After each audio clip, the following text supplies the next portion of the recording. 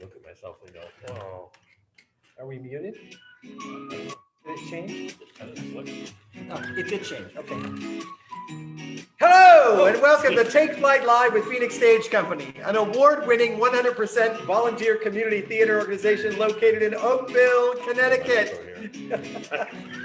I'm Ed Bassett, Executive Director of Phoenix Stage Company and your host, here with Tim Phillips. Say hello, Tim. I saw my name on the screen. Yeah, it said sponsored by Tim Phillips. Yeah, no, the video is giving us trouble. Uh-oh, hold on, we're going to start over. Chanel, say hold on, everyone. Technical difficulties. Hold on, everyone. Technical difficulties. We'll start over. We can do that because we're live, right? Yeah, go back to the first one. Yeah. Hold on. Pay no attention to what you're hearing. I don't even know what's going on. Michael's having this camera is really giving him a hard time today. I'm sorry, Michael. There we go. Hey, look, there we go. Camera's up, so hold on. Are we gonna start again? We're gonna pretend. So, Al, get ready. I'm ready. Hold on. Ready, it's gonna go up. And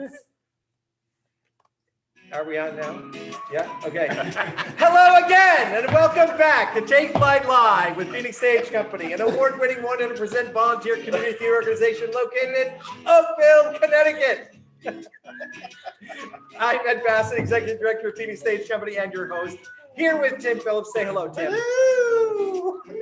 hello. It's always exciting and fun to see what's going on.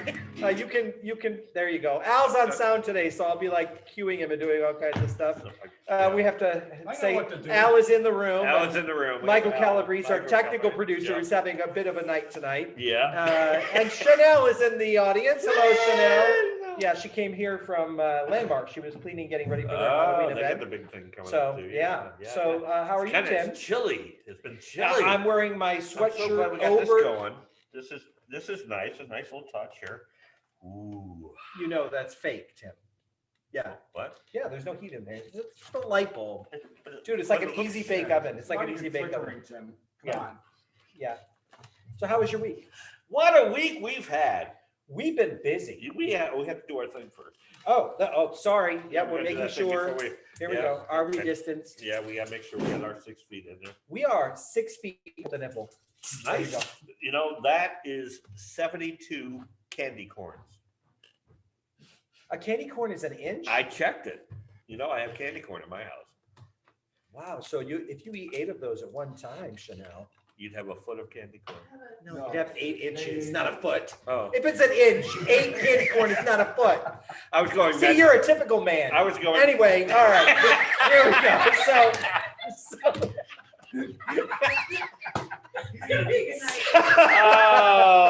Okay. So listen, we have to say hello to some special viewers that are out Yes, there. we We do have to say hello to my cat nephew, Jackson. Yeah. My new dog nephew, Oakley, Fuzzy Butt. Yep. Welcome all the way from Tennessee. Yep. And my brother Bruce in California. TV and our. And we know a few people that are on because we know they signed on. Eric is on. You know, our Yeah. King Louis, he's visiting, Yeah. and my sister Deb is on. Yeah. She's watching. Mary Rosengrant, you said, is going to be Mary on. Rosengrant says she's watching. Yeah. That's So great. hey, welcome. Yeah. We're glad to have you here. So we started to say that we had the most incredible week here, going back to last Thursday night Yeah. when we premiered Learning Experience. And Holy moly! the performances of that show. Right? First of all, the script written by John Lund was absolutely brilliant, and it was, if you watch it, and you still have a chance to watch it, by the way, it's available. It's up for 3 more days, right? It's up until the 18th. Yeah. The So 18th, 3 3 more more days. days. You can watch it. You can It's just on the go to our channel. website and click on it and watch it. Well, If it's you- on our YouTube channel. Yeah, and if you haven't So- seen it, you definitely want to see it. You There's do some want to watch this heavy one. duty, amazing acting going on, and just a great script. Yeah. It's really hard to believe that one person wrote all those. I was like in monologues. here doing the Jennifer Hudson thing and throwing my shoe at the screen, Yeah, you know. Every because there was they the were so performances, good. The top to performances were bottom. amazing. top to The bottom. writing was so good. Yep. So good. It was- And it was relevant and it Yep. was powerful. It really was very emotional and just incredible performances by Yeah. the people involved. Yeah, and excellent. we couldn't be happier. No. And we appreciate all the donations. Absolutely. came in. And John Long, congratulations. Drew Scott, the director. Yeah. Amazing. I'm gonna To open my all beer. of those performers. Absolutely stunning. Yeah. So that was a great way to kick off Yeah. our week. Chanel, did you watch it? I haven't seen it yet. What? Sorry. Well, somebody has He's to. coming home and Banished from the I have to do kingdom. it, and then I fall asleep. You have to watch it. You have to You've got to watch watch it. It's Promise tonight.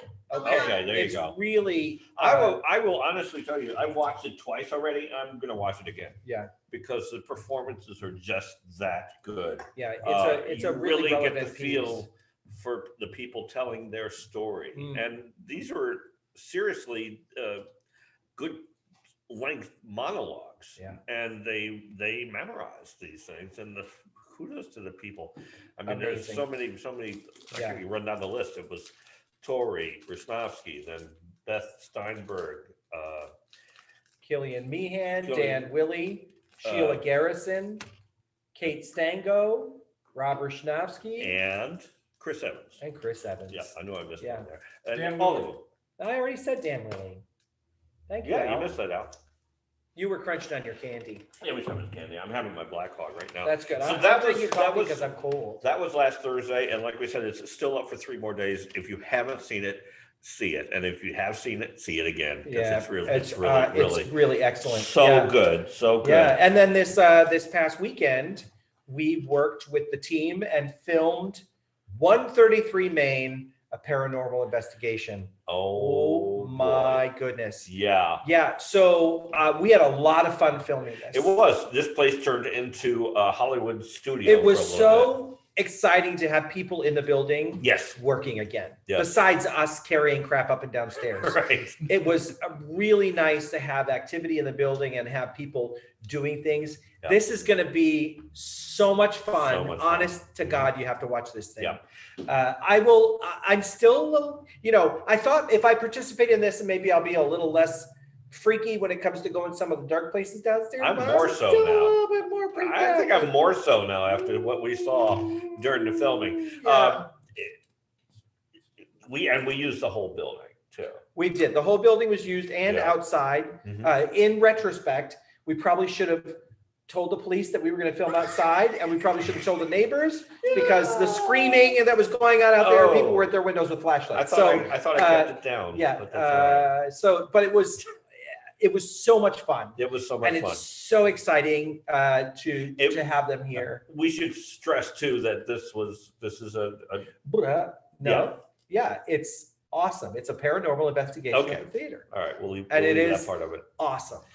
There is a reenactment. There is a reenactment Yes. in it. It's Yes, because so we couldn't get- exciting. We couldn't get Because the original. the participants. reason Yes. that we had to do this investigation is Yes. because Michael decided he wanted to do a Ouija board one night after the show, Yeah. and it kind of messed things up in the building. Yeah. So we did this paranormal investigation to see what was going on.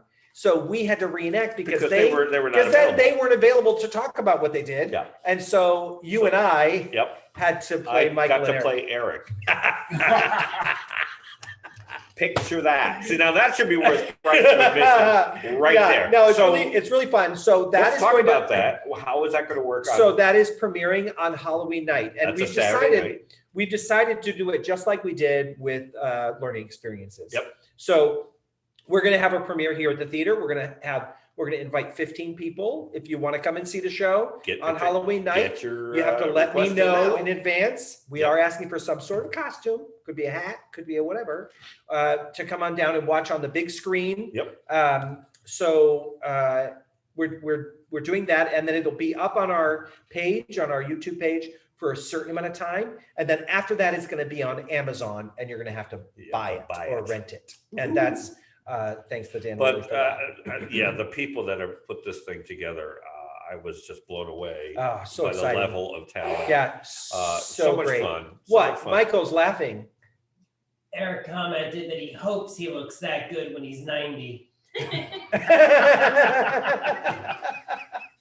Hey, you'll still have hair. You love Eric. Yeah. Yeah. Yeah. Yeah, so that was 90? that was Really? a That's lot of how fun. bad I looked right now. It was a lot of fun. It was a lot of fun, and it took the whole weekend. Yeah. We That was used a hard. lot of time Yeah. in there. But and we talked about this that night. There weren't that many people here. Probably about the same as what we'd have for when we've had a couple people in the audience. But having that much activity in the building just was so nice. Yeah. It was so nice to have something going on. We Yeah. felt like we were downstairs, we're upstairs, we were doing everything. Yeah, and it gave us a reason to clean the building and really Yes. it'd be busy, and we actually put stuff away. Yes. So Yes, we so we did. appreciate that. Yeah, we had a good time with it. Another thing we should talk about are our birthdays. Yes, we have birthdays. Yes. Today, Lady Jane Jane Coughlin. Coughlin. Happy birthday, Jane We're Coughlin. not going to say what, she's 29 again. She is. She's Again. 29 again. Yep. Our good friend Ron Nassif. Yep. His birthday is tomorrow. Ron was on stage with Phoenix Stage Company in Love, Sex, and the IRS. I remember that. Our good friend Lori Richnowski. Her birthday's coming up on Saturday. Happy Happy birthday. Lori. And our friend Tom Shute, who was on our show Yep. a couple of weeks back, his birthday is on Sunday. So that's the birthdays Excellent. coming up. Excellent. Happy birthday, Lady Jane. We're so happy for you. birthday. Yeah. I don't know if you celebrate him anymore, but happy birthday. Yeah. That's true. Yeah. So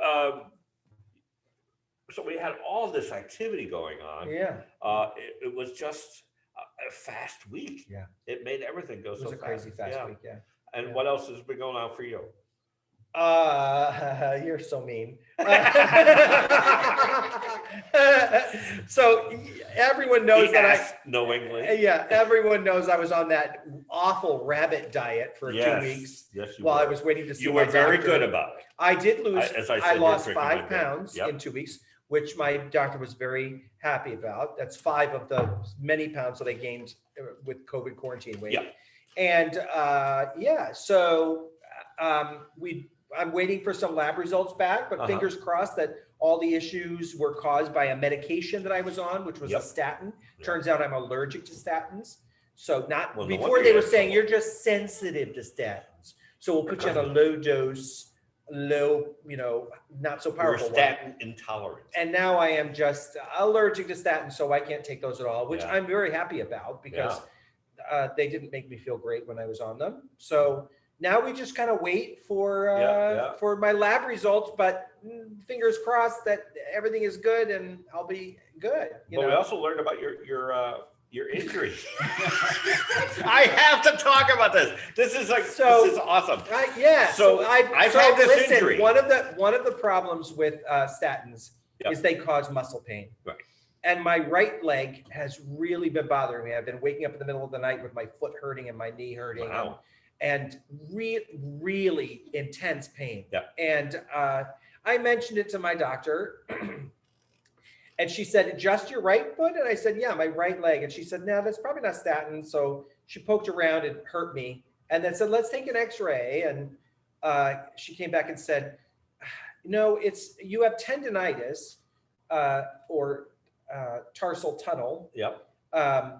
And she asked me if I drove for a living. Right. 'Cause- And I said, no, I don't drive for a living. I sew for a living. And she said, oh, it's a repetitive injury. So I have a sewing injury to my he has ankle. sower's ankle. Yeah, it couldn't be like from playing soccer or cutting down trees or climbing rocks or something manly. I said, I'm not saying that sewing is not manly. No. But The believe sewing me, I've been doing has We are- been for the good of society. I've been everybody is very grateful giving for all so the many masks you masks make. out and stuff. So I have this But you have lovely, sower's I have ankle. a splint on my ankle and yeah. No, I know what it's like. 'cause And I'm I've- supposed to take some time off from the repetitive activity. Yeah, well, I've been doing on this job for 17 years now, and there were times where I'd get home and I couldn't move Yeah. because of the pain of driving, and that's when I found out something called you get carpal tunnel on your wrist And tarsal tunnel. and on your tarsal feet. tunnel on your feet. Yeah. And when you told me that, I'm like, Yeah, and I have to say, I put this little splint thing on, is it better? and it does feel better. Yeah. And Well, you also stopped sewing. no, I No. wanted to try something because when you have carpal tunnel, they give you a splint and you can still type. Sure. So so today I had the splint on and I sat down at the machine. Yeah. And I just did a quick straight stitch and it didn't hurt as bad as it had been hurting when I was doing it. Yeah. Still hurt, but not Yeah. as bad. So I'm going to give it a couple of days now. But that's what they say more than anything else is you guys just stop the Just activity. stop that right? activity for a little bit. Yeah. So, and I put heat on it and I have a heating Yeah. pad and I drape it over my foot. So in my Elevate case, my foot. I couldn't do anything because Yeah. I had to work. So, but that was really important. I wanted to finish those masks for Chanel. Yeah. You know, she needed some Halloween face masks. And we have them. And I wanted to make sure that the bin was full. That's true. So That's true. it was full, right, Chanel? And you got your mask? Beautiful. Got my kitty cats and Yeah. skulls. She's happy. Yeah, I made 32 masks. She took It was 2. worth the pain of your ankle. Yes, it I is. need some new ones. It's okay. I'll It take is some okay. away. Yeah. So So what are we talking about this week So, besides my ankle? Talking about your ankle, we are. Wait a minute, I got the page. Okay, tonight we're discussing Ancestry, and we're going to bring on Karen Willey later, and she is a maven at this. This is something she's been doing for quite some time, right, Michael? You told her 30 years. 30 years, 3 decades. Actually, she said almost 30 years. Well, we're but I not gonna- put 30 He years. rounded up. We rounded He up does that because- with his age too. Yeah, that's true. He rounds down. He rounds up one. I don't even know how old I am. I had to do math. I used my calculator the other day to figure out how old I was. So it's a whole. It doesn't Wow. matter anymore because you're married, so it doesn't matter. Yeah, it's a moot point. It's Yeah. a moot point. It is. But so we're going to be talking about that. And you and I have both done our own share of genealogy. A lot, yeah. You have made some incredible discoveries Sure. with yours. Yeah. I was lucky enough that most of the work was done ahead of me. So I just have to plug in. But here's the thing. We're both on Ancestry.com. Mhm. You can get lost easily working on that. You could lose an entire night. It's like a video game. You start doing something and it just takes you away. Yeah. It's really confusing. Ancestry can be really confusing. Oh, absolutely. Genealogy can be very, very confusing. I always had trouble with the first and second removed and stuff like that. I don't worry so much about that. It's the back in their generations past, they would have 15 kids, 16 Yes, kids, yes. 20 kids, Mhm. and because just mortality rates, if they had a daughter named Elizabeth and she died when she was 2, Right. if they had another daughter, they name her Elizabeth. Yeah. And if she died, they name another one Elizabeth. And they kept doing that. And so So when they you're get it doing right. genealogy and you're doing ancestry work and you're finding all Yeah. these Elizabeths, you're like, wait a minute, I have a death date for her. Well, no, this is the next one. Yeah. So that would be really confusing that way. And, I was, our dad on Right. the Bassett side, his genealogy was done by one of his siblings Mhm. and the University of Connecticut Oh, picked up my family back in the 70s as a colonial family because we had a relative who signed the Constitution. okay. And they traced us back to the year like 650 or Yeah, it's amazing how Like, far back I'm we can descended go. from Charlemagne the Great on my Ours- dad's side. Excuse me. Ooh, yeah. That would- Interestingly, though, we Yes. found that out when I was performing in Pippin. Really? And I was playing Pippin, who was one of Charlemagne's children. Right. And that's another thing. He had 2 sons. He named them both Pippin. The first one was a hunchback, Pippin the hunchback, so he killed him. And the second one was short, so they just called him Pippin the short. I guess I played Pippin the short because I didn't have a Because you hunchback. didn't have to play, that but- back. Yeah, so it was interesting. So do you want to talk about your story about what you found out? Well, a lot of people know this, but I know, but it's so great. I wanna hear So we grew up in an Italian family. Right. My mom's side. Mhm. So we were supposedly Italian, French, and American Indian. it. Okay. And on my father's side, we were English and Hungarian. Well, none of that was true. We were English on my father's side, but Yep. the reason that we ate so much Hungarian food growing up is because his stepmother was Hungarian. Okay. His second stepmother or something like that. Because my father's mother died when she was 2, or when he was 2. What is- So we didn't know a whole lot about her Right. and where she came from. Okay. And then my grandfather had remarried, and then he remarried again. And so it was a little bit confusing on what was going on. My mother's father died before I was born, so I didn't get to know my grandfather. Yeah. He was an Altieri, Alfonso, they called him Wally. He was a boxer. And so I was doing Ancestry stuff. I found the name of the boat he came over, Ellis Island. Oh, yeah. I okay. found out that he had a family previous to my grandmother's family. Like Oh. he was 41 and she was 19 when they got married. Well, it's what you got to do. Yeah. And so, so we did some research and then I did the little spit in the thing. I'm going to send this up, and send it up. I got it back and I was 0% Italian. No Italian. And none. your family always celebrated with We're Italian. You You know, gotta we're have Italian. you We did ate a the- lot of spaghetti and my mom made great gravy sauce, And your and- Christmas was the 7 fishes, right? No, we didn't. We just did big Okay. Christmas Eves with Okay. big amounts of food, Italian food, Okay. lasagna and Yeah, pastas yeah. and all that stuff, right? Yeah. The seven fishes is more of a Catholic Italian. Okay. But anyway, Anyway. so well, I'm not Italian. I called my sister and said, we're not Italian. She was like, what? What do you mean we're not Italian? I'm not Italian. I mean, we're not Italian at all. Yeah. So we started doing research and found out that my grandfather wasn't my grandfather.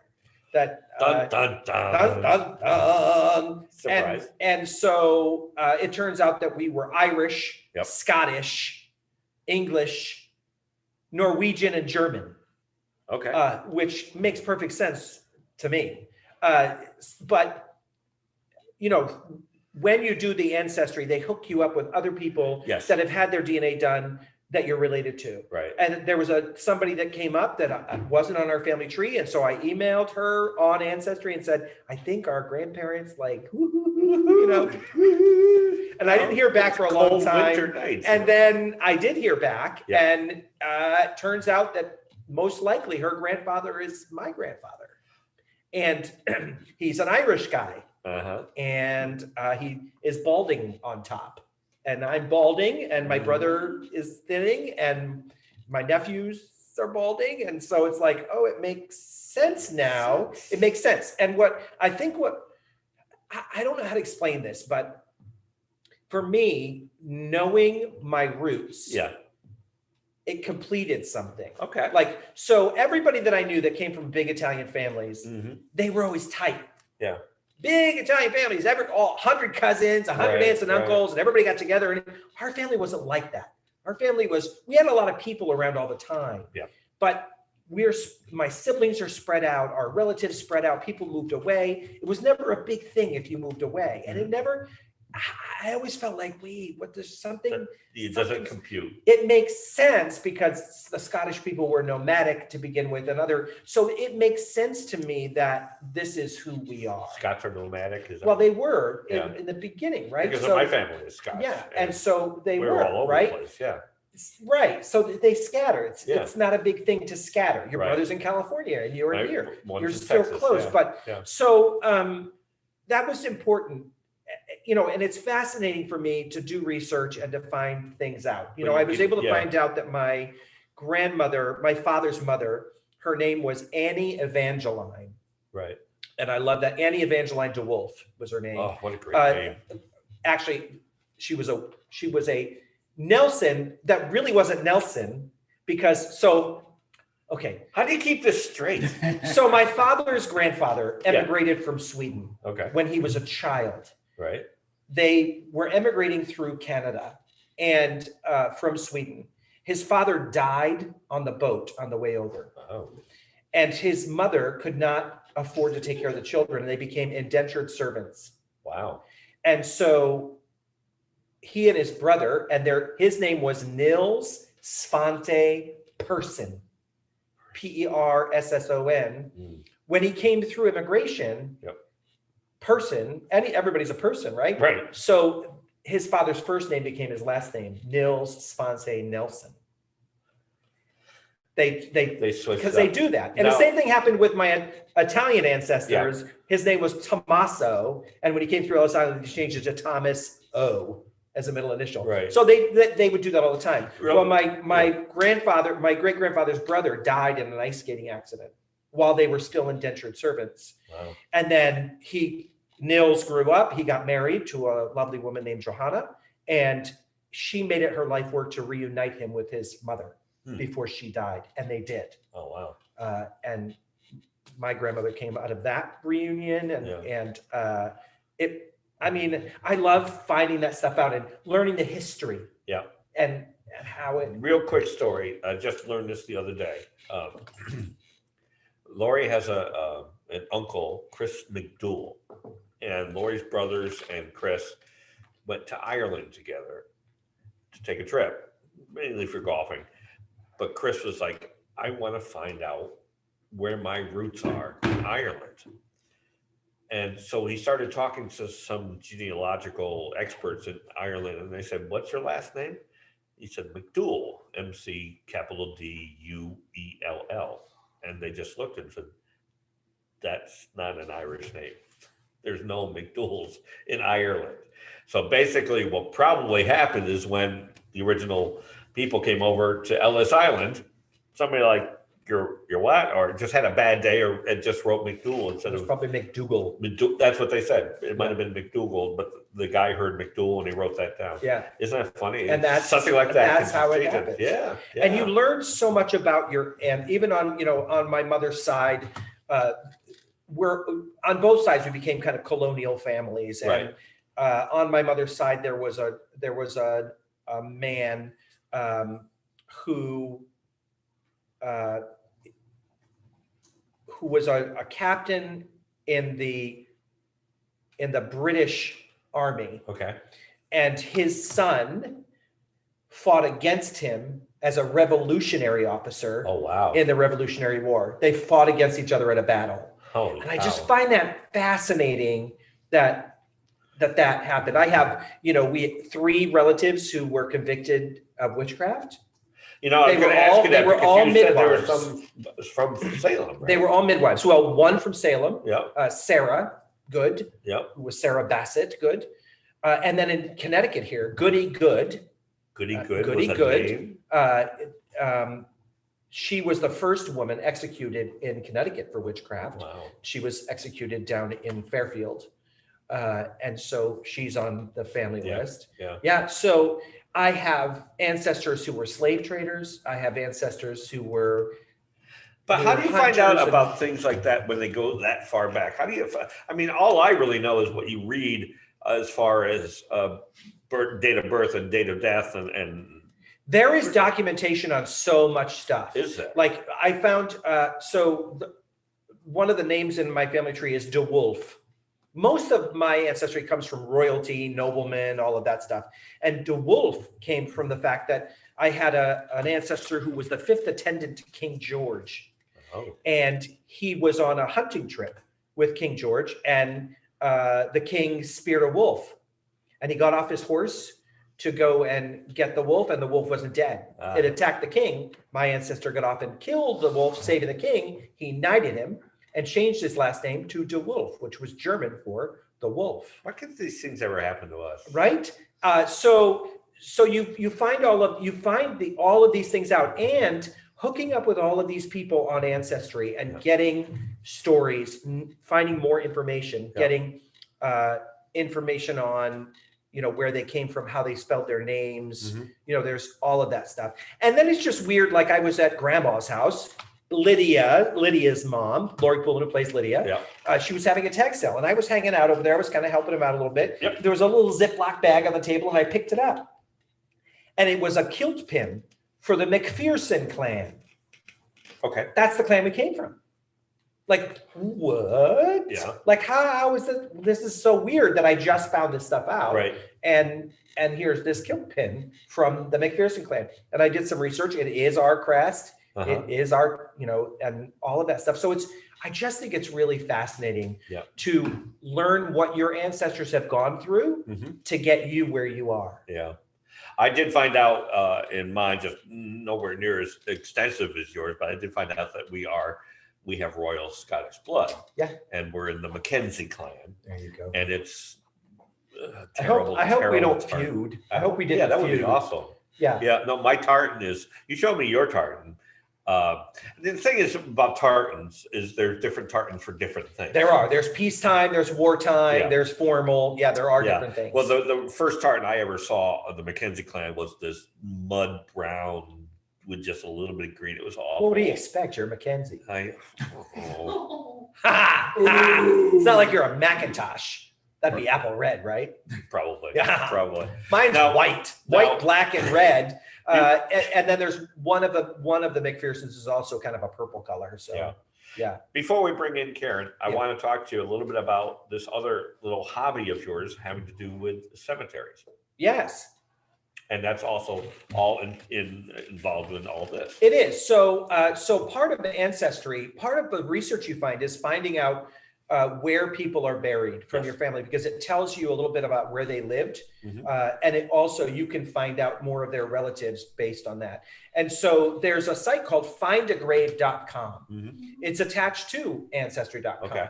I'm a volunteer for them. Yep. So if someone is doing research on their ancestry and they know that they have a relative buried in a certain cemetery and it's in my area, Yep. I'll get notification. Yep. And they ask me to go to a cemetery and find this particular name. And so I go and take a picture of that stone Right. for them. Yep. And it's sent back to the site and it's put on the site for people to be able to come and take a look at it. Okay. And what's really like, I found some of our ancestors. Maine is a big center of activity for my dad's family. Right. And I found a lot of ancestors up there, and you're able to leave virtual flowers for them and make little comments. And that's another way for you to connect to other people who are related to them. Yeah. You know, you can say, you know, I never got to meet you, but you're my great aunt or whatever, and leave a Right. flower. Oh, and then nice. someone will answer back or contact you and say, We're related. we're related, Yeah, would you need information or leave me alone or whatever they want to say, you know? So There was a time I was up visiting my friend Karen up in North Reading, Massachusetts, just above Boston, and she was working with an author who was doing historical novels, but based on real people. Mm. And she was doing a colonial era one, and she wanted to find a headstone, a gravestone for this character, and it was in Rockport, Massachusetts, which is just below Salem. Yeah. And so we actually had to go. We went to this, she wanted some help, and we found this colonial era. You could barely read it, but there it was. And it was such a discovery. We felt so good when we found it. yeah, It was a lot of fun. it does, Yeah. it means something when you find that kind of stuff. that connection. Yeah. Uh, I know that every time Lori likes to make Christmas baskets for all her relatives, and they're spread out all over Connecticut. And sometimes it takes a while to find some of these places. Sure it does. How long does it take? If you get a name Yeah. to look it up, how long does it take It depends on the cemetery? the records of the cemetery. Oh, okay. Because they can tell you where a certain person Right. is or Yeah. where a name is if they have a directory for the cemetery. Do Some they of all them have directories? some of them are older and they Yeah. don't have the directory Yeah. in place. It makes Yeah. you wonder why you're driving down, and anybody that's lived in New England a long period of time, at some point or another, you're going down an old road and you'll see a little small cemetery Yeah, plot. the smaller ones are usually family cemeteries. plots, yeah, Yeah, so those tend to be a little bit smaller. and- yeah. yeah. But I just love this history. I I love also the history of yourself. I don't know if you've ever been to the one in Boston where Sam Adams Yeah. is buried. Yeah, There's some amazing. we actually went there. You and Did I we do went that? there. Yeah, we did. It's amazing to see Yeah. these things. It is. And they are why we're here. Yeah. Right? Yep. All these people that Led to had all the this- moxie and the nerve to Yep. get on a boat Yes, and back then back then when it took and forever travel. to get here. Yeah. And you know, it's really interesting because there's I think it's on Amazon. There's a new series called Pilgrim. Okay. And it tells the story of the first travelers on the Mayflower. Okay. It is very different from what our history tells us. Really? It is very, very different. They didn't come over here for freedom of religion. They came over here because they didn't want someone else to tell them that they couldn't believe in their religion. Right. They were very strict Quakers, Yes. very, very strict. Yeah. And so it's interesting to see what they went through, what they had to, how they had to live Right. in order to be here. Williamsburg had already been founded. Yep. So there were already people there. Yep. But it's just amazing what people went through Sure. to be where we are. Did you find, do you have a rough idea when your family originally came over from Europe? We came over with the Mayflower. Oh, okay. So we were on the second boat on Wow. the Mayflower.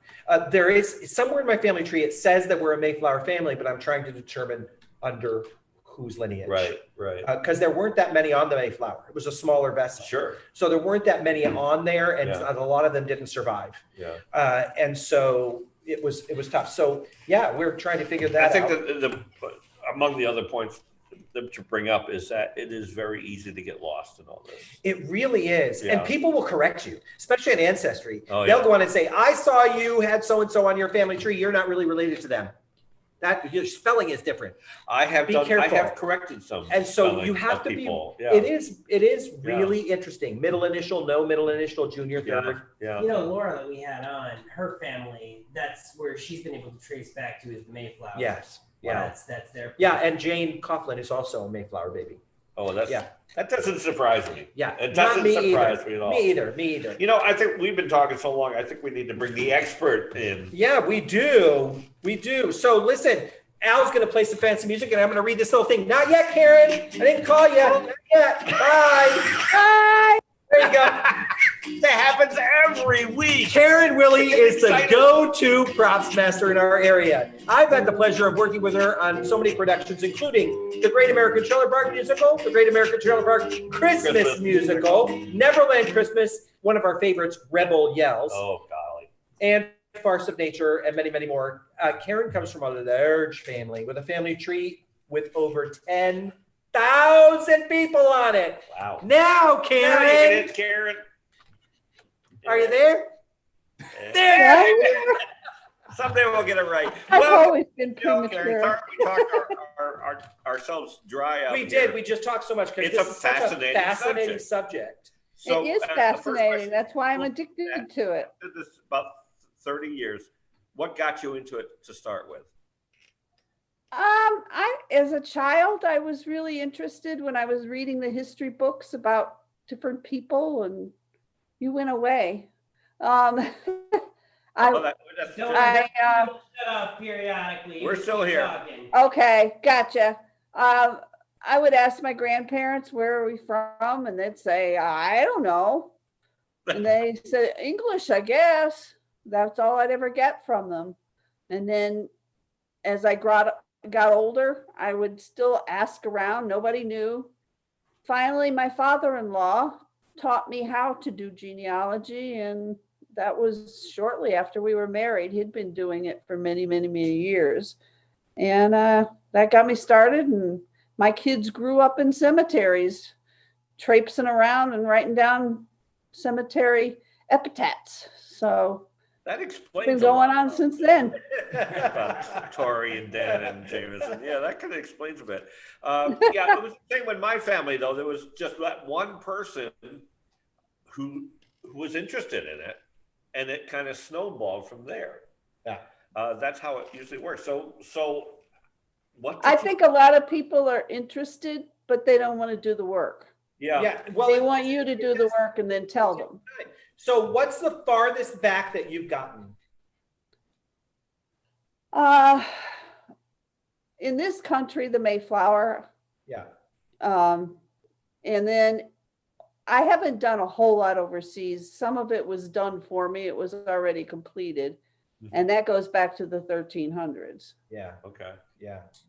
Yeah, my uncle did the same thing like you, and got back to, I don't know, 600. Yeah. Yeah. I mean, we AD, were and lucky enough to be picked up by UConn because we were considered a Yeah. colonial family. And so they were doing it as a graduate project to trace back. So it's a huge volume. Yeah, of but if you have somebody in Europe doing the research for you, or at least be able to look at the records, that is very helpful. So Karen, one of the most challenging things for me when I'm doing genealogy is the women. The maternal track is really difficult because the names change when they get married, right? So, and in some records they are changed, and in some records they're not changed. Do you have any advice on how do you find that? Like, how do you go that direction? Depending on how far back you're talking, you can use obituaries, are great help, Yeah. because you get, find a woman's obituary and it tells you usually who her parents were.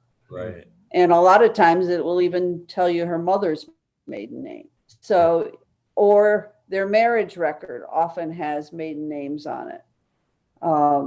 You just keep building backwards and gathering every little bit of information you can. And like you said, you network with people. One of the greatest joys I have is connecting with cousins. And I spend a lot of time on Facebook in genealogy groups. And I have many friends that I've never met, but they're my blood relatives.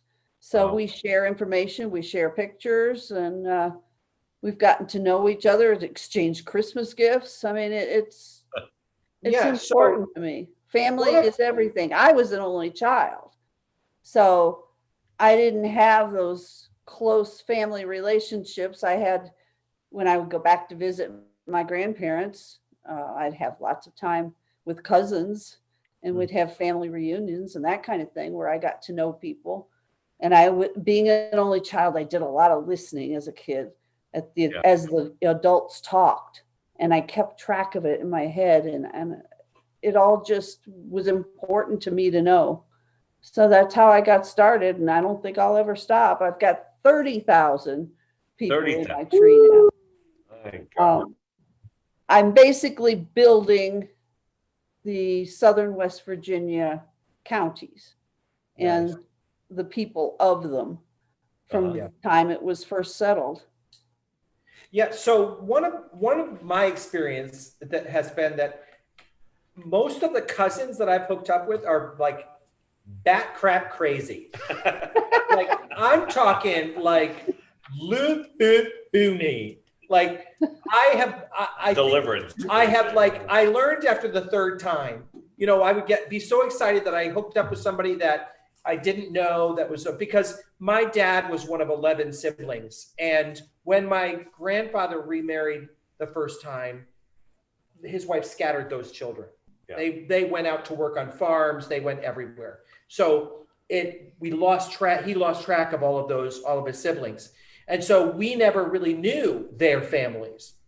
And it turns out that one of my uncles was a truck driver and had like 13 children across the country. Like he was busy. And so he needed a place to stay while he was driving, I guess. So I would be so excited and I'd start talking to these people and I'd give them my phone number. And then, oh my gosh, like they'd be calling me every 15 minutes. They're on the phone with me and where do you live? I want to come see you. And if you talk to my sister, don't believe her. She lies about me. And I go, block, so then I'm blocking and I'm trying to I've not had the luck of a lot of pleasant connections yet. Oh, that's going to happen. Oh, yeah. I don't usually give my phone number out to people. Yeah. I don't like I learned that doing now. research on the I've learned phone. that now. Now let's just email back and forth, and I'll get back to you when I can. It's a little. One of the other good sources I like using, and I find fascinating, are the census reports that go back a long way. I think it's what is it? Something like 70 years before they release a census. Right.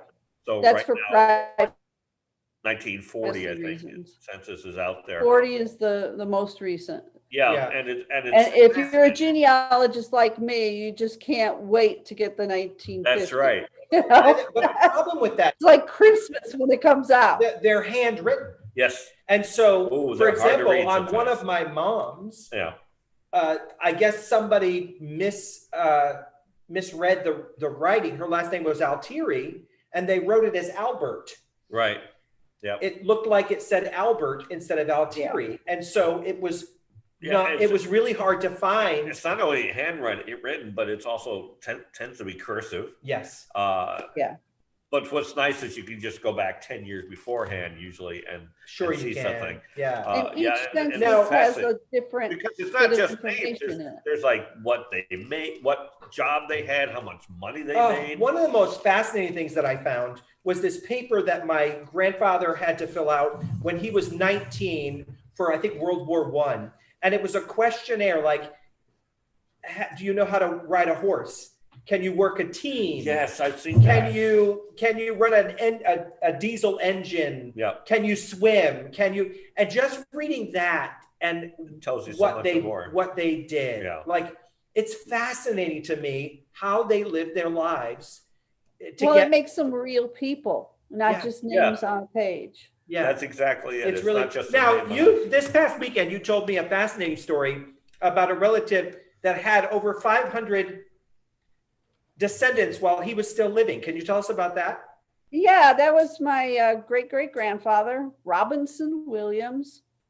He and his wife married when she was 15 years old. He was a little older, not much. And they had 22 children during and after the Civil War. during and after. Okay. And yep. And she had her first child at age 16, and she had her last child at age 48. But she was pregnant most of her adult life, I guess. 22 kids in 30 some odd years. Yeah, that's Yeah, and there were only 2 sets of twins. So most of those were only 2 sets of twins. Yep. Wow. Okay. Yep. And at the time they were in their 60s, they still had like 4 kids living at home. So by that last kid, she couldn't even walk when she was pregnant because it like, flop, look who's here on a leash. Oh, She was an amazing woman. I felt every time she found out she was pregnant, she probably just want to slug her husband after like 18, you know? Well, there's a lot of questions there, you know. Yeah, They lived in there a are. relatively small house. But And then, where did they put all those kids? And how did they make all those kids without privacy? but it it wasn't was- just that they had a big family. Their kids also had big families. That's too. right. When I started trying to track it all down, as you said, you have duplications of names and it starts getting more and more complicated. You're going through county record books and you realize that you've jumped into a new generation, and each kid had about 12 to 15 kids of himself. So you just imagine how it just keeps spreading. And at the time he died, it was 94. COVID. He had 512 descendants. Now, 512. that was in 1928. So just imagine how many descendants there are now. Can you imagine what a family reunion must have been Yeah, like at that time? birthday party was like, Whoa! You think they didn't come over for Christmas or Thanksgiving every The year? story they told about her cooking, she basically invented the Egg McMuffin. She would take one of the old cast iron muffin tins, crack an egg in it, lay some bacon in there, and bake it in the oven, the old coal-fired or wood-fired oven. And then she could feed multiple people. And she just keep pumping out the food to feed that many people. yeah, you do. Yeah, you do. That's You know, and what amazing. my great grandparents, like, they would eat large sandwiches, right? And they lived into their 90s. Yeah. And I think it's because they worked so hard. Well, they worked Because so hard to they put worked the many land, they worked preservatives, the farms and everybody. And they worked ate so better hard. than we do. Yeah. Yeah. They So ate more healthy food. I have a couple of questions for you. So from some viewers. Okay. Casey Ross is asking, what's the most interesting tidbit that you've learned? Oh, that's tough.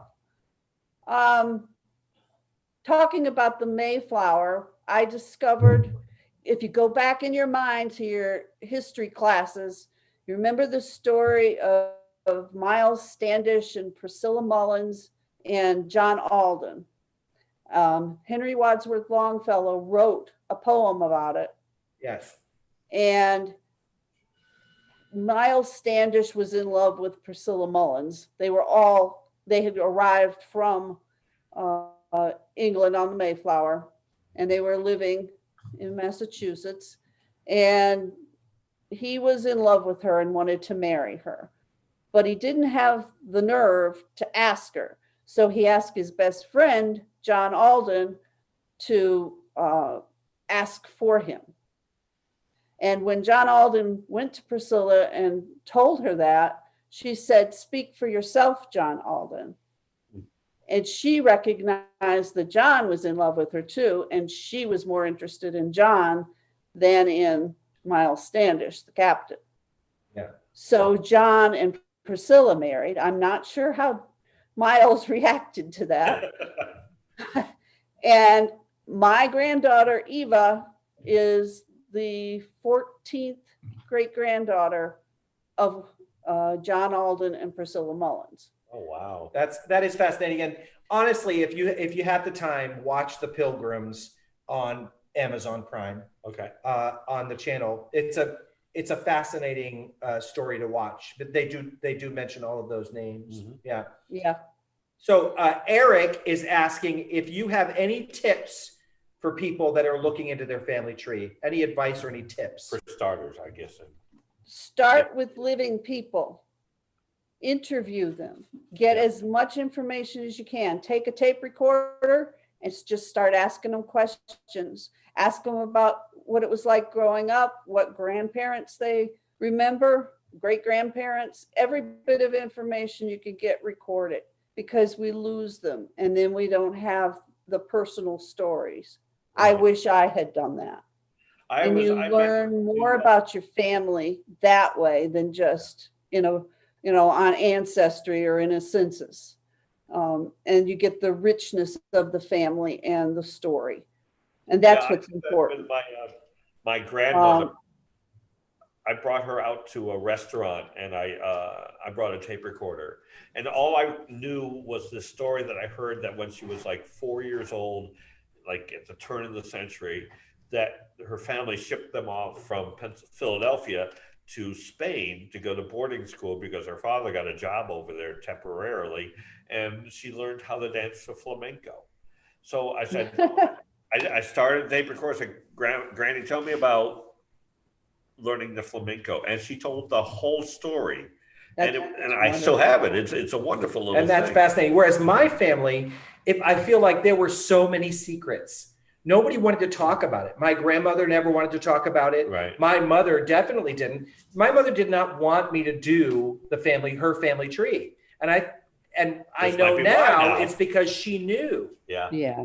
And she didn't want us to dig into that. There was a lot of hanky panky going on in my family tree. And so I think there was in everyone's. one of the Yeah, like one of right. the interesting things.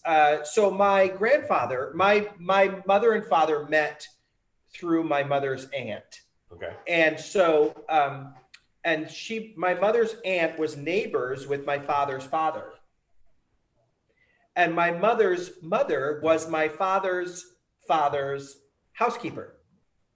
Yeah, and he proposed. He proposed to my mother's mother after my mother and father were dating, and she said no because that would be too weird. They'd be brother and sister. Oh. She said no, so he instead proposed to her sister, who said yes. So my great aunt became my grandmother, and my parents Sounds like became my and my parents genealogy from became West cousins. Virginia. Yeah, this sounds like something out of Hamilton, doesn't it? So Yeah. it was really convoluted and everything the way that happened, but it caused a lot of rifts in our family Well, yeah, because I of that. understand that. Yeah. Yeah. Karen, Yeah. Well, did you ever discover any secrets on your family or things you didn't expect to find? Did you hear that? yes, I did. One of the things I had no clue about was that I have 3 different gentlemen that I descend from in 3 different ways. So my tree, when it branches out, leads back to these same people over and over Oh, because cousins married cousins. Sure. And that makes it very interesting. well, and when you're researching and you find out that you're descended from royalty, that same thing happened. Yeah. Royalty, They they kept married families into families, and they kept doing that to keep the Keep blood pure, but you're Right. all related 100 different ways. Like it's Right. the weirdest. Like the reason we thought we were French is because, well, there's French names in our tree, but that's because they were royalty and they were just married back Yeah. in. But it was really Right. the German. It was the German branch, and the German royalty was being married into the French royalty. So that's where That's where So that. Karen, tell Yeah. us a little more about having the kids involved and having them go climb around through cemeteries. Yes. Well, that was not their favorite thing to do, needless to say. Oh, back in the olden days, before find a grave, that was how you found out information and took pictures of the graves. Mhm. And we had one family cemetery that we went with my father when he was still living, straight up a hill. And we got up to the top of the hill and we're walking around for my great grandfather. His name was Henry Jackson Trump. And as we were walking around, these two gentlemen came out of the woods at the top of the hill with shotguns across their arms, and they looked like they were straight out of central casting for hillbillies. And they just stood there, and my father went running up to talk to them, and we couldn't hear what was being said, but they eventually turned around and went back up the hill. And then he came down and we're like, what happened? What was that all about? And he said, well, my guess is they got a still up there and they didn't want anyone messing around up here, was afraid they were about to be caught. So he explained our genealogy and that we were probably related to them and to people in the cemetery, and they turned and went back. And they didn't sell you anything? They didn't offer you a mason Wow. jar. Nope. Man. No, That's hilarious. Wow. but they look just like the stereotypical hillbillies. That's amazing. Where Now- was that anyway? Do you know? That was in a little tiny town in West Virginia called Saxon. And that's where a lot of my father's family is from. That's So hilarious. Karen, I would imagine that you doing all of this history actually would help you a little bit being a prop master, I was going to ask because that too, yeah. because you're so into history. And I remember when you were working on Rebel Yells with us, which was an amazing experience to work on. And you found the beds that we needed, and you found, I mean, you were like hot in it. Do you find that being a genealogist makes it even easier for you to do that historic work for props? Well, I think it's just my passion for history. You know, the Civil War, I studied in high school. They had a special mini course on the Civil War, and I was obsessed with it.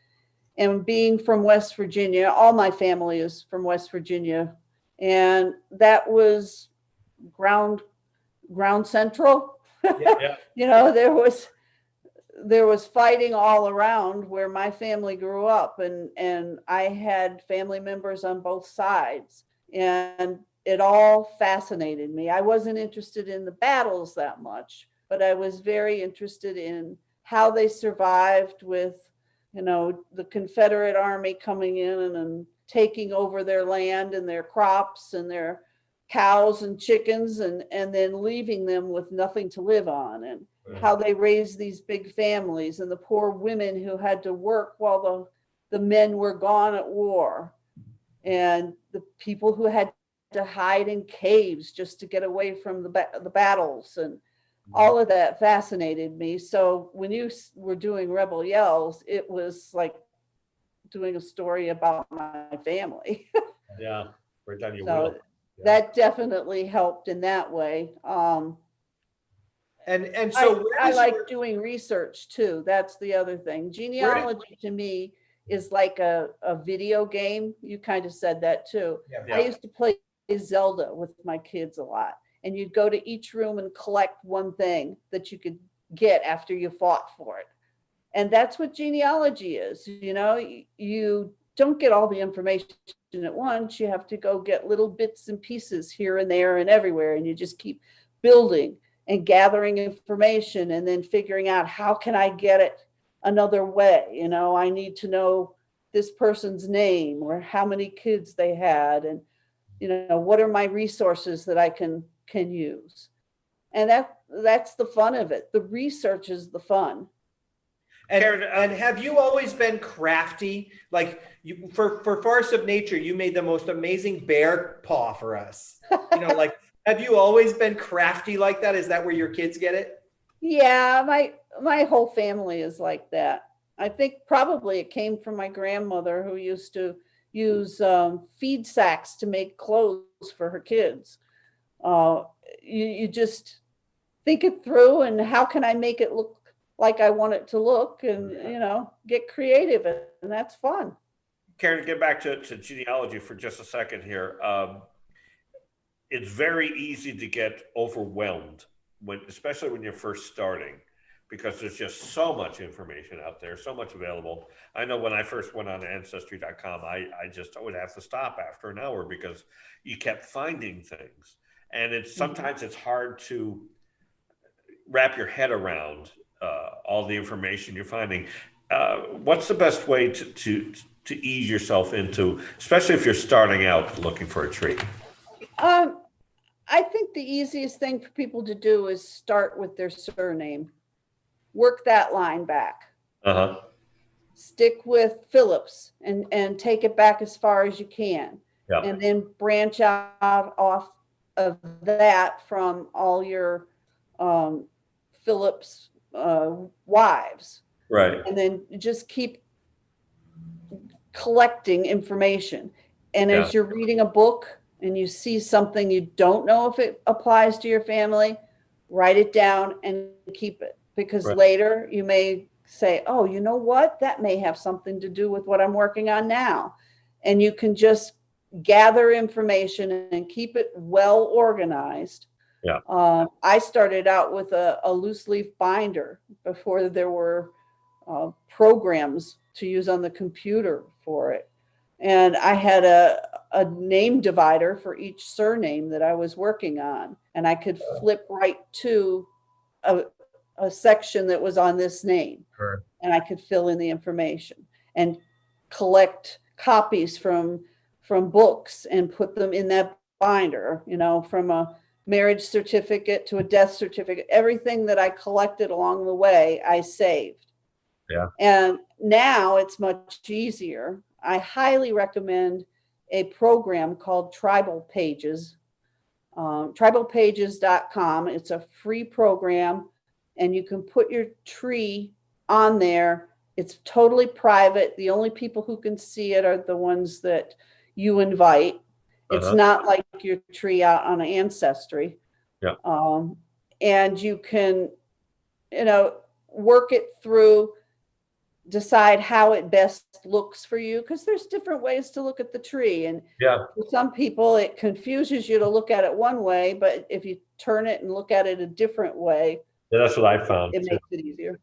Right. So it's for you. This is your tree. You don't have to pass any test with it. You make it work for you and make it easy for you, so that you can find the information. That is excellent. Yeah. Well, we need to take a short break with you, Karen, because we got to bring Lydia on. Yeah. Good. Then we're going to bring you back on with Lydia in just a minute, okay? So Okay, bye. Hang in there. So now we need to invite. It's time for Lydia. Lydia Kleft, all the way from Northfield, Minnesota. Are you there, Lydia? Woo-hoo. There she is. Okay, you can shoot. Yeah. Hi, Lydia. Hi, fellas. How are you? I'm pretty good. How's the weather up there in Northfield? Oh, the leaves are falling. Are they? Yeah. That happens this time of Does year. that keep Mr. Lydia Yeah. busy? I'm gonna pick up the rest of my garden this weekend. There's a few little smattering of tomatoes left, but not a lot. So have you been listening to what we've been talking about with our friend Karen? Yes, I have. And what do you think of all of this ancestry stuff? Have Well, you I think done your own? it's pretty interesting. I while you guys were talking, I thought, well, maybe they're gonna ask me, so I better look some stuff up. And right quick, that explorer back from like 900 something called Eric the Red. Yeah. Yeah. Yeah. Well, it turns out I'm not related to him, no, but I am related to Eric the Beige Yeah, he just was on the ship doing the laundry while the other guys. They don't write much about him, do they? Oh, No, he doesn't get nearly as depressed. as Yeah, Eric. but you know, they would all be naked and exploring if it wasn't for my ancestor, Eric the Beige. Yeah, That's true. That's true. It's true. Yeah. Eric. It's like you think I made it up or something. No. Okay. So Lydia, have you been working on anything for us this week? Well, and knowing that you were going to be doing things about ancestry and family, I have a very heartwarming story about a family, if you'd like to hear it. Oh, yes, Sure. please. And this goes way back, this story. Way back. Yeah. Okay, so it starts like this. It was just another day in heaven, and St. Peter was at the gate because that's his job. That's what he does. So he was at the gate when this angel flies in and says, oh, St. Peter, you have an urgent call. You need to leave the gate and come take this call. Well, St. Peter says, oh, no, I can't leave the gate. This is my gig. Yeah, no, I can't leave. So the angel says, well, you know, you're going to have to just find somebody to fill in for you for a minute or two.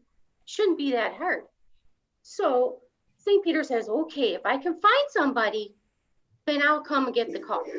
So sure enough, the angel leaves. A minute or two later, comes strolling by, but who do you think? Jesus himself. That's right. So St. Peter says, oh, hey, Jesus, can you do me a salad? I got to go take a call. Can you watch the gate for me? So then Jesus goes, oh, you know, I'm on my way somewhere. And then St. Peter says, come on, Jesus, do unto others. And Jesus is like, okay, what do you need me to do? So St. Peter says, it's really easy. When somebody comes to the gate, all you do is you ask them their name and you write it down in this big book. And then you say, thank you very much. Have a nice day. And you let them through. That's all you got to do. It's not hard. So Jesus says, okay, just ask them their name and write it in the book. Okay, I can do that. But you're going to be quick, right? St. Peter says, I'll be as quick as I can. But we haven't been busy today. Don't worry about it. So St. Peter leaves. So Jesus is standing there waiting for him to come back. And sure enough, this old guy shows up. And Jesus says, hello, sir. Welcome to heaven. May I have your name, please? Well, the old guy scratches his head and goes, oh, yeah, I don't remember. So Jesus says, okay, we'll get through this. We can do this. I just have to figure out what your name is. So he goes, can you tell me anything about your past when you lived on earth? You know, anything you remember? Maybe it'll jog your memory and we'll get your name out of that. And the old guy goes, well, I know that I used to be a carpenter. Jesus says, great, carpenter. That's awesome. We'll go from there. Anything else? He says, well, I know that when my son was born, everyone loved him right away. So Jesus gets a little tear in his eye and he says, Dad? And the little guy says, Pinocchio?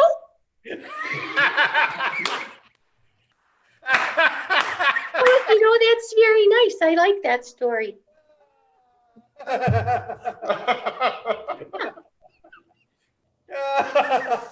That was so stupid. It was heartwarming. Listen, it was really awesome. On topic. We were just talking about Pinocchio before the show, so it was interesting that you brought that up because we were just talking about Pinocchio. Oh, okay. Well, there you go. That All knowing. That was awesome. That's great. Dad. I love that story. That's a great story. That is a great story. That's a keeper. It is. Yeah. Listen, our friend Karen's going to come back on. I think she has a question for you. Oh, that's exciting. Karen, come on back. And there's Hey there. Yes. Hi, Karen.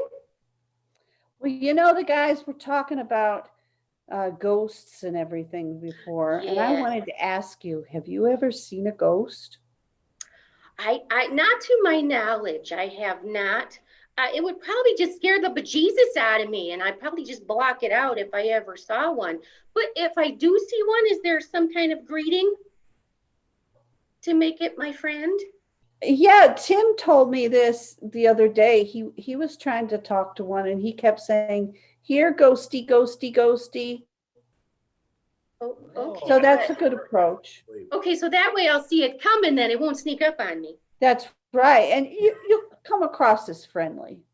Oh, good, okay. Because I thought that little Casper guy that had his own cartoon, he was adorable. He was adorable. That's right. Yeah, so if That's I right. meet Yeah. him, I'll be okay. See, Lydia said it would scare the bejesus out of her. It would scare the Pinocchio out of me. No, that's his dad. Oh, Lydia, thank you for your story today. oh you're It was welcome, fun. fellas. Awesome. Al's gonna play that. Okay, bye, everybody. Bye, Lydia. We'll see you Bye. next time. Bye-bye. Okay, you can fade that music out, and you got to play the other one now, Oh, because we now have it's time for a game. Oh, good. It's time for jargon gymnastics. Or jargon, if you gassy. Stretch your mind. And stretch your tongue.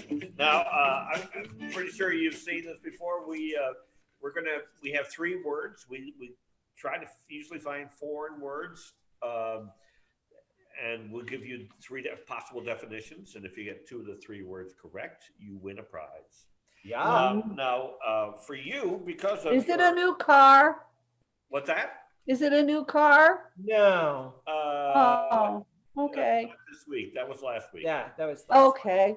You missed it by a You week. missed it by a week. Darn it. These are actually American words that They we are. have Oh, for you. good. And these are words that still appear in the Merriam-Webster dictionary. Yes. I Googled this and I found out. So we're going to give you 3 different words and then 3 possible definitions, and you tell us which one you think it is. The first word is widdershin. Widdershin. Widdershin. WIDDERSISHIN. Widdershin. Widdershin. I knew a store that was Ah. New Hampshire. Okay, so here's your choices for widdershin.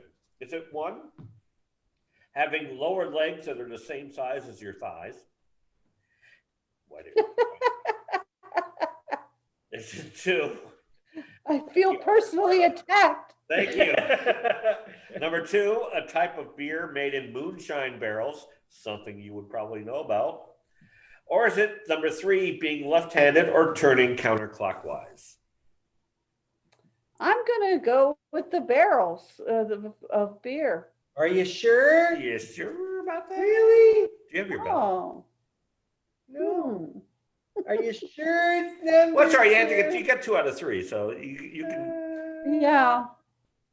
All right. Well, maybe it has to do with being left-handed. And That is Ding, correct. ding, ding. I don't have my bell. You didn't bring the bell. No. Ding. Okay. Ding. You got it right. But I appreciate the fact that you thought that was a really Yeah, good answer. yeah. Because that was. Yeah. I did. Yeah. Actually, I was thinking this word sounded like it would have come from German ancestry, and they like beer. So that's where the brain went. That might have been where I came with the idea too, because I got a lot of German in me. Your next word is collywobble. Collywobble. COLLYWOBBLE. Collywobble. Is a collywobble 1, a drunken fisherman? 2, a bellyache? Or 3, a dog with 3 legs? I'm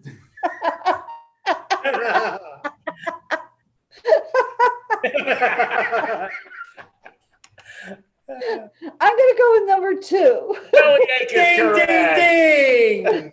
Let's go for a run here. I love the dog with 3 legs. Yeah. He's a collie that wobbles. He's a collie that wobbles. Yeah. Vision's a roof, you know. Yeah, there we go. Hey, So here's your third and final word. We'll see if we get to clean sweep. Your third word is called taradiddle. Taradiddle. Taradiddle. T-A-R-A diddle. Is a taradiddle 1, what frisky teenagers do on a Saturday night? Number 2, a type of cookie laced with cinnamon and tarragon? Or 3, a lie? Ooh. I'm going to go with 3.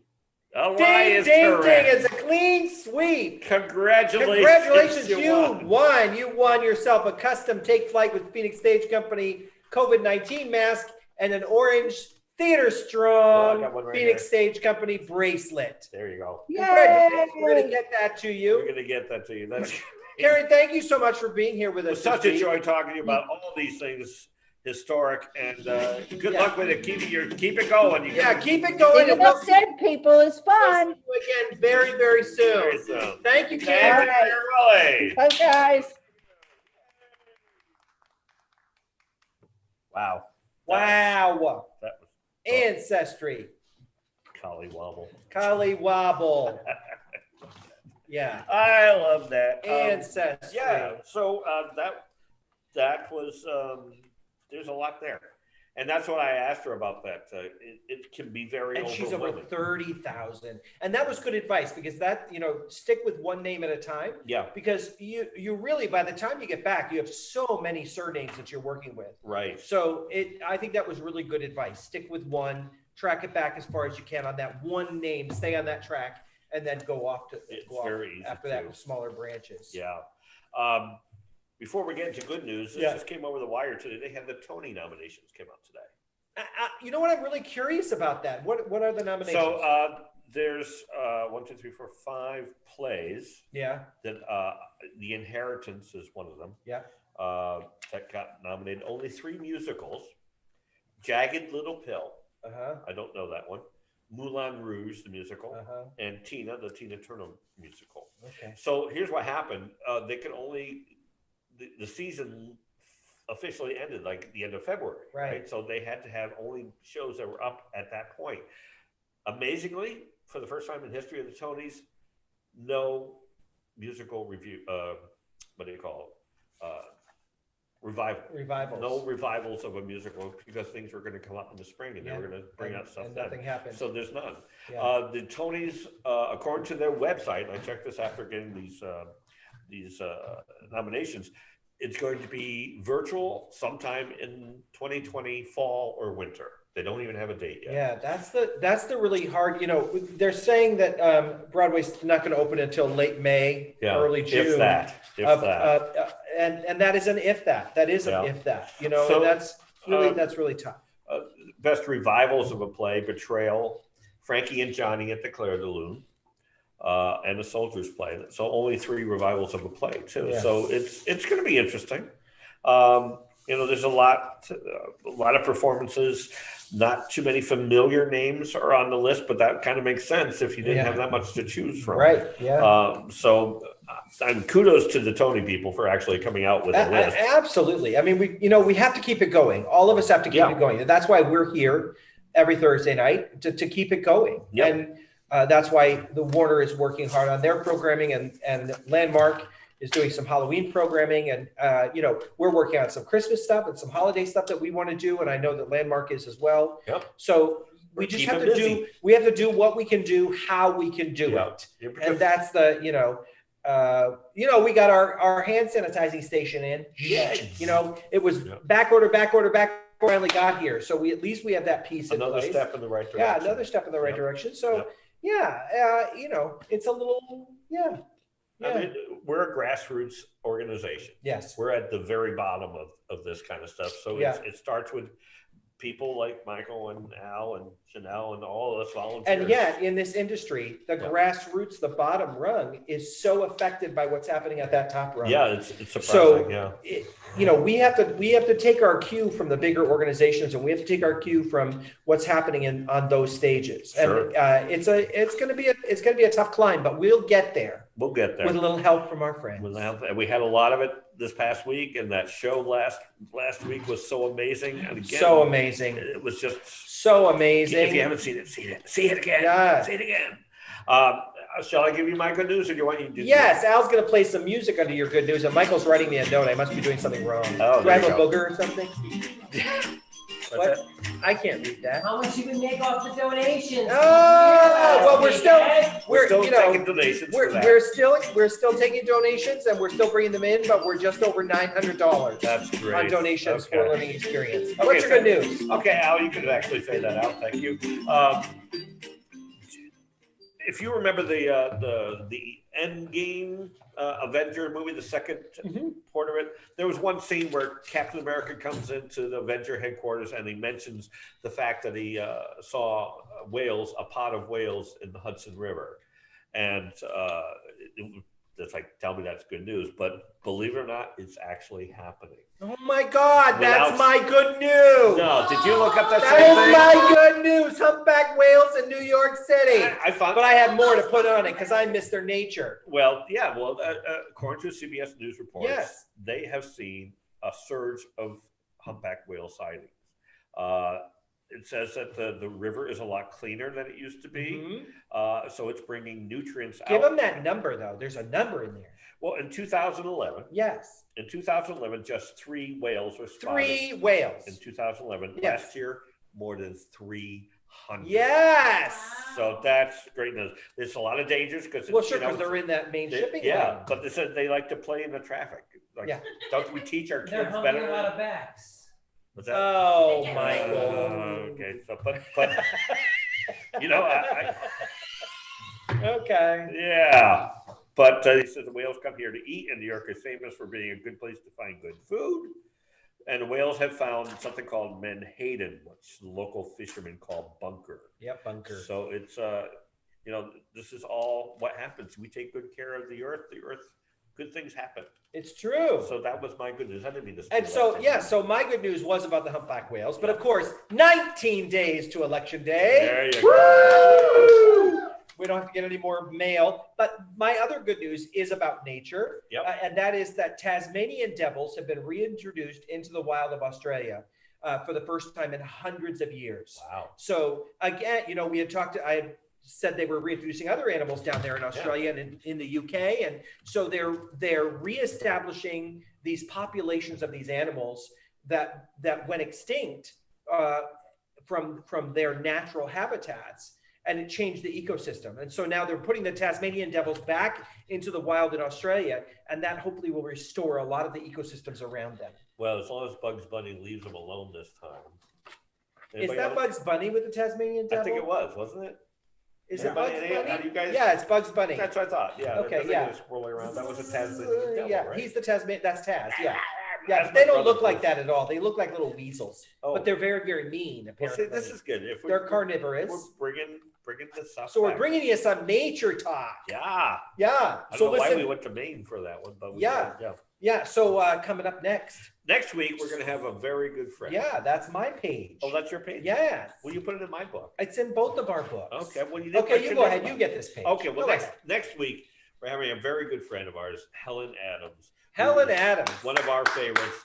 Maybe we talk about which one she likes better, working with you or working with me. No, that's mean. Oh, yeah, she'll probably say you. That's anyway. mean. Yeah. That's mean. We can't That's do fair. that to her. She- both- you know what? This is how Helen is. She would say, I love working with you both equally. Yes, she would. She But would, she's because, an amazing She's actress. an amazing woman, actress So I'm and looking such forward a to that. joy. I'm looking forward to work that visit. Helen Adams next week. That's on October 22nd. Yep.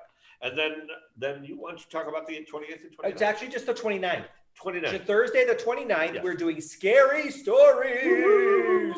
We've got a bunch of people that are coming in and they're reading things for us and we're recording them, and it's really cool. So you'll want to be here for that one. We get some fresh faces for That's on the we have a bunch of new faces for that. So that's on the 29th. 7 o'clock our normal time. We're going to start it out as a podcast, and we're going to switch over to a video that you'll be able to watch. And it's all scary, and it's really suspenseful stories. Is it true that my wife is actually doing it? Yes, your wife is doing one. Our volunteer coordinator, Lori Phillips, is reading one of the stories. What? Yeah. What? Yeah. Yeah. So very, very good. Yeah, that's very good. awesome. Yeah. And then, of course, we briefly mentioned this before, but Halloween night. We premiere 133 Maine, a paranormal investigation. Yes. Yeah. So we'll be Cannot wait. streaming the movie live on our channel here. And we're opening the audience up to 15 people. So if you want to come in and watch that night, please email me, ed@phoenixstagecompany.org First 15. or info@phoenixstagecompany.org. Reserve a seat so that we can keep track of people that are in the house so we can distance you. We're going to have the big giant screen. I want to thank Jeff Dunn at Landmark Community Theater. Yep. we did an exchange. They borrowed something from us. We borrowed something from them. That's So we have fair. the big That's fair. giant screen to premiere the movie on. Are you going to have prizes for who's the best costume in the audience? Well, do you want to be a judge of that? Uh, Yes, you said it. So now Tim's going to be a judge, one of the judges in the Halloween costume contest. So wear a costume. I do know that Laura Sturgis Cortez and Carlos Cortez are coming on the 29th to be in our audience for Scary that's Stories, great. and they're wearing costumes. So you can come on that night too, the 29th or the 31st. Just let me know, ed@phoenixstagecompany.org or info@phoenixstagecompany.org. Please don't text my phone to tell me. Email it, because then I can print it out and I can make a list. Yeah. So Al will be in costume too. What was Al going to be? Mark Twain. Yeah, it's a stretch. Why don't we- Yeah, why no, don't we not make really. him, No. I'm gonna dress him as a dandelion. There you go. So yeah, you can come as Eric. Oh, can I? We should do the whole show as Eric and Michael. Yeah, no, Michael would hate me. Yeah. So You at any time. yeah. So we need to listen. Don't forget to subscribe to our channel, please. Yes. Could be camera trouble that night. And we need to thank our sponsors. Let's thank Al, our you've got sponsors. some music Sponsor to music. play. So we'd like to thank our sponsors. Sponsored by Black Hog Brewing Company. Where are they from, Tim? Oxford, Connecticut. And Sierra Ridge Media Arts, a full-service production house located in Naugatuck, Connecticut. Our friend Deb Cryan. Thanks, Deb. Thank you, Deb Cryan. Sorry, FSU sucks this year. And don't forget to subscribe to our channel, as I said. And at any time, you can donate to support your local community theater at phoenix-stage-company.square.site. Thank you all very much for being here. Thank you, Al, for all of your hard work. Thank you, Michael, for dealing with everything today. Thank you, Chanel, for being in our audience. Yay. Thank you, Tim. Thank you, Ed. Until next week, goodbye for now. Say goodnight, Tim. Good night, Huh? Tim. I couldn't see him. Is it off yet? There's a button. you push. Well, but I'm not in Push the button. YouTube. I was in Zoom, We have to stop talking. so I'll have to.